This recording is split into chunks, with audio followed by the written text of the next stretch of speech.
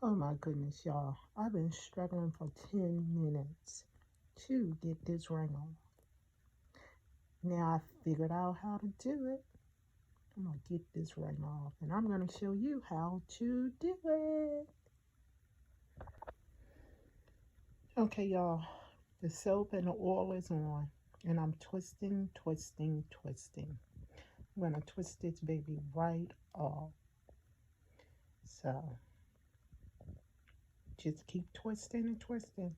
Plenty of oil and soap.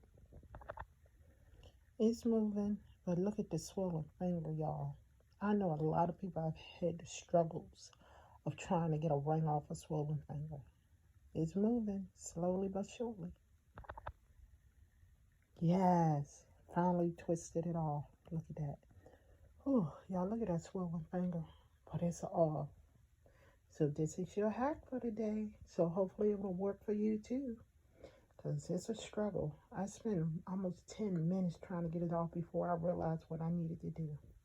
Thanks for watching. I appreciate you guys so much.